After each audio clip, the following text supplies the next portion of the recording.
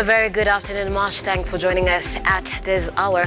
This is Trending News. Do stay with me, Nancy Nelima, as I bring you up-to-speed stories that are making headlines today.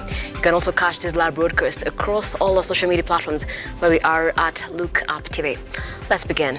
The government is stressing on the issue of data protection as it seeks to roll out Maisha Namba. President William RUTO will launch the 1 billion project to transition the country into a digital UPI-based identity database. The assurance scheme as rights groups and sections of Kenyans expressed concerns over the security of their personal data. So today still, like yesterday, we were discussing the agenda of digital identity.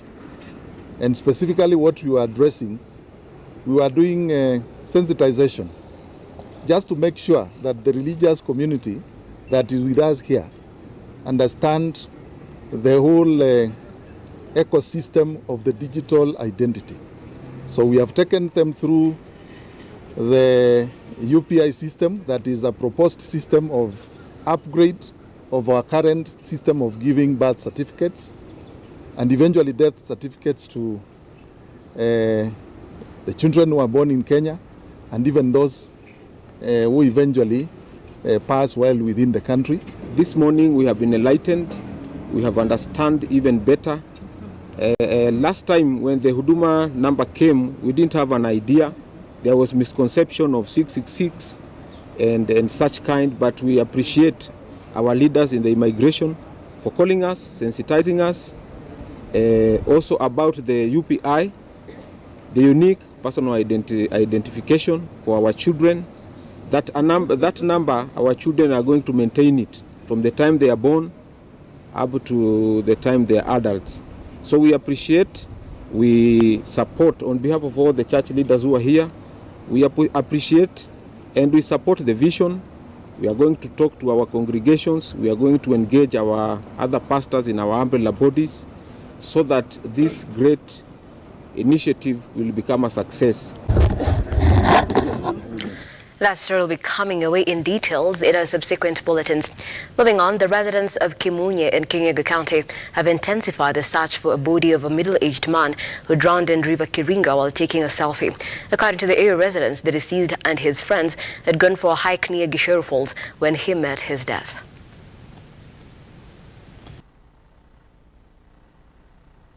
Jana kulitokea kisanga hapa nyuma, kijana alizama ndani ya maji jioni. Hadi saa hii unavyoona tumekusanyika hapa, mwili ijatolewa bado iko hapo ndani. Kwa hivyo tungeomba tu kwa haraka sana tusaidiwe tuweze kutoa mwili ulio hapo ndani. Mto unaona jana ikuwa na maji, hivyo saa hii mto imeanza kupata maji. Kwa hivyo acha tuseme mvua ikanyesha, mto itafurika, itakuwa ngumu sana kumtoa hapo ndani. Na hii mto ni hatari sana.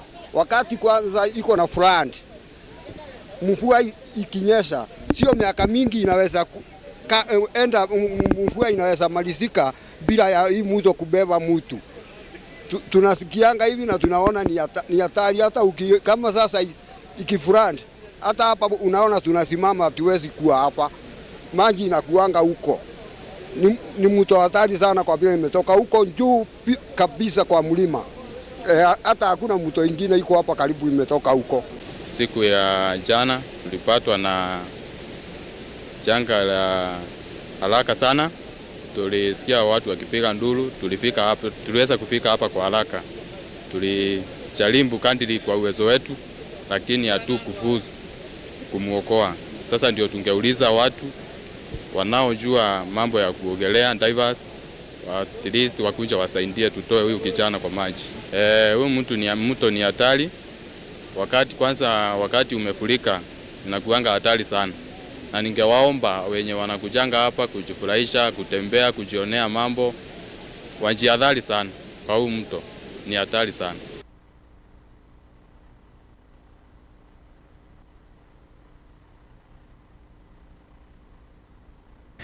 And now to the Nyanza region, where Siaya County government has joined the civil society and the community around Yala Swamp in demanding for a review of a release agreement that gives the private developer the right to use part of the wetland for 66 years. According to the resolutions of separate meetings between the Siaya County Governor James Orengo, the civil society groups and the Yala Swamp community, the lease signed by the national government and the investor, Lake Agro Limited, was in contravention of the law, and a review has been requested. This is community land. It will never change until we change the constitution. It will be community land. Secondly, we want demarcation, clear demarcation. Thirdly, we want those who are thrown into land that is basically a lake that requires drainage. That is like confining them into condemnation because they don't have the wherewithal to carry out the drainage to make the land adequate. And we'll sit down and formulate the conditions under which we will resolve this issue and put it to the national government and the National Land Commission. And if those conditions are not met, then we will not agree that this community land is granted or leased to any investor or any entity. And as friends of Yala Swamp, we want justice for the community in Yala Swamp. We started this journey 2003. It's 20 years as we speak, and we don't think it's the right thing to be done. These people are Kenyans. These people are residents of Siaya County, and therefore the county as a government, which has agreed to work with us to ensure that justice is served by ensuring that this land is recognized as such, and whatever work happens on the land takes care of community interest in terms of consultation and participation. Now, pupils, parents and dedicated teachers of Elmekenyu Primary School in Narok South Sub-County have all reaped the benefits of a free school feeding program sponsored by L2, a non-governmental organization which aims to empower underprivileged children and deter issues like teenage pregnancies and school dropouts. Led by the organization's president, David Stratton, L2 has also constructed a modern kitchen at the school to facilitate the vital program.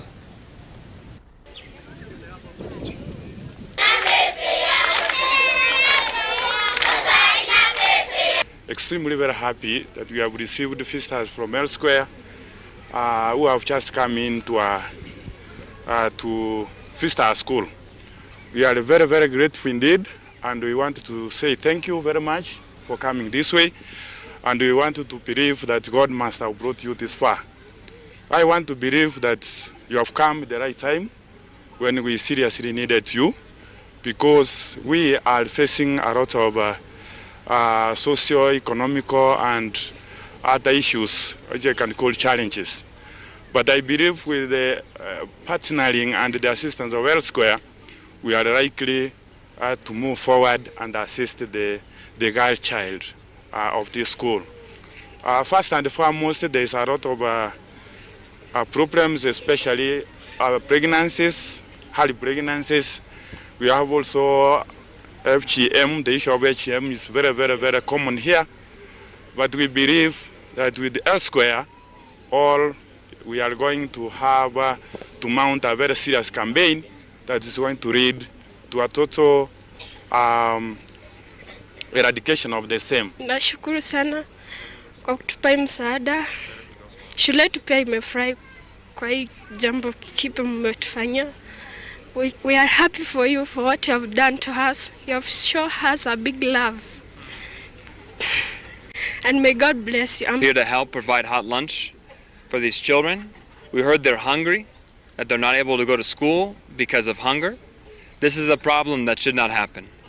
There's love from all around the world, and we're here to show that, to be the hands and feet of the people who aren't able to travel the distance and enjoy the difficult roads and the good cars to get us here. and know that you're loved, that you're cared for, that now with a 300-liter hot stove, there will be a lot of food. All the children, over 800 enrolled right now in the school, and I believe this community will be very well taken care of. And down to the coast region, Taita Taveta County has launched its first county water master plan after the inauguration of devolution that aims at sustainable utilization of water resources. The county water boss Granton Mwandawiro stressed that the document will help the government in resource mobilization to shape water programs and also help investors to get to know what are priorities of the county government. Tuanze county hii hatujawahi kuwa na ile inaitwa master plan, county water master plan. Na sasa ndo tumekuja hapa tukungamane, tuangalie ambayo hiyo master plan imetengenezwa, draft master plan. Ni vipi, imegusia wapi na ni kitu gani cha kuongeza na ni mambo gani au mapendekezo ya wananchi ambao wamekuja ili kuweza kuivalidate hiyo master plan. So this document is going to help the county government even in sourcing or in resource mobilization, just to ensure that they meet the priorities for their people. It will also help the development partners also to get to know what are the priorities for the county government. Encouraged as an investor, as a resident of Taita Taveta, that with a master plan that we can help convince investors that we have a plan and what we expect and how we're going to walk the journey of providing water and sewer services for the Taita Taveta people. Now, the body of a 31-year-old man is being held at Umash Funeral Home, over 900,000 shillings pending hospital and mortuary bill. The deceased Frederick Onyango was an Azimio supporter that was shot dead during the Azimio anti-government protest in Busia and left with spinal cord injuries. Now, friends and family of the deceased are pleading with the government to intervene so that they can give their kin a befitting send-off.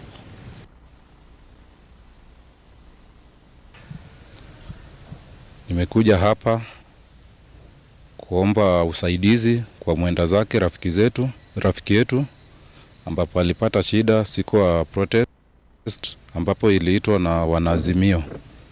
Ilikuwa ni tarehe 12 Busia. Huyu jamaa anaitwa Frederick Onyango alitoka kazini pake kuelekea kwake nyumbani. Bahati mbaya alikutana na anti-riot police ambapo walikuwa wanafukuzana na waandamaji. Bahati mbaya risasi ikampata.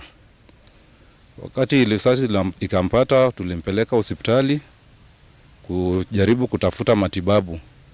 Tulijaribu na yeye hatukufanikiwa mpaka ikabidi tu involve viongozi wa Azimio.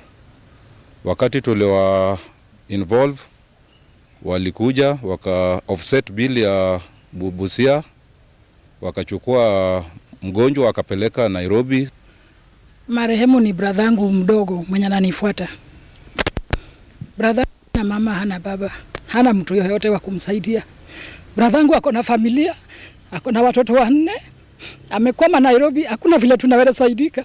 Naomba serikali mwenye alimtoa Busia atusaidie kurudisha mwili ya bradhangu nyumbani tumzike. Onyango alikuwa diehard wa Azimio. Hiyo siku akipigwa risasi alitoka kazini akuwa kwa maandamano. Lakini tunaomba mtu yeyote ambaye anaweza kutusaidia tufikishe mwili Busia ili tujipange vile tunaweza zika mwenda zake. Tumejaribu mbinu zote kwa hizi ofisi za Azimio, hazijazaa matunda hata kidogo. Tumetembea ofisi ya gavana ya Siaya, walituahidi watatupatia shilingi 100,000 vile alikuwa anatufanyia victims wengine. Mpaka wa leo hatujapata ripoti yote kutoka kwa ofisi ya gavana. Tumeenda kwa ofisi ya women rep, pia ametuambia kulingana na venye wanasanya pesa, yeye ndio chair lady wa hiyo kikundi na bado hajasanya hata pesa ya kufika 200,000. Kwa hivyo tunaomba serikali yetu na leaders wetu wote ambaye wanahusika na hiyo kikundi ya kusaidia wenye walihudhuriwa, tunawaomba nyinyi wote muingilie katikati, tusaidie. And in the sports corner, Solid Rock Promotions will be hosting a fight night on the 23rd of September this year at Charter Hall, Nairobi. A number of boxers from across the globe will participate, including Sean Miller from USA, who is scheduled to face off James Nyariki, as Denzel Onyango will take on Ignatius Njego in the main title tackle, among other fights.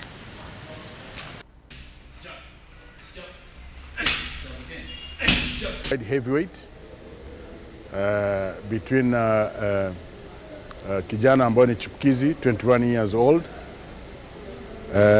Denzel. Sasa tunaomba mashabiki wengi waweze kushangilia kijana wetu ambaye baada ya hapo hii Supreme Light Heavy ya Africa akiweza kushinda hapo, yeye atakuwa one of the best ranked boxers katika Afrika na dunia. Kwa hiyo tunataka before the middle of next year tuko na world champions wa kutosha katika nchi yetu ya Kenya, ili tuweze kuona vijana wanaweza kufaidika katika hii mapambano ya ndondi, na itakuwa hapo Charter Hall hii Saturday Nairobi. So fans, naomba day 23 kujeni Charter Hall, it will be fire. Up everybody, this is Martin Achebe here. I'll be fighting this coming Saturday of the 23rd of September. Venue, I'll be fighting at Charter Hall. Fight starts at 5 p.m.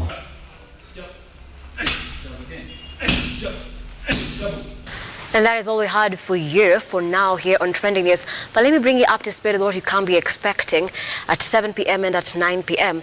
We'll be looking at the Maisha Namba update. Remember, the rollout is beginning. And right now, different stakeholders are being involved in the process. The president is set to officially launch it on the 29th of September, which is next week. And it's going to cost 1 billion shillings. So right now, what's ongoing is just different stakeholders being brought on board for it to be well understood by different people. As well, be keeping an eye on the Kenyatta University ownership probe. Remember, the board and the vice chancellor speaking a different language. Stanley Lugaria is on that bit. He'll bring it up to speed. And as well, the president, William RUTO, who is in New York in the United States of America to attend the United Nations General Assembly. Yesterday we had his address, and of course we're keeping it right there just to know what the agenda is for this year. That is all for now. I am Maisha Namba. Thank you so much for watching, but do stand by for subsequent bulletins, and of course enjoy your programming as well. Have a pleasant afternoon.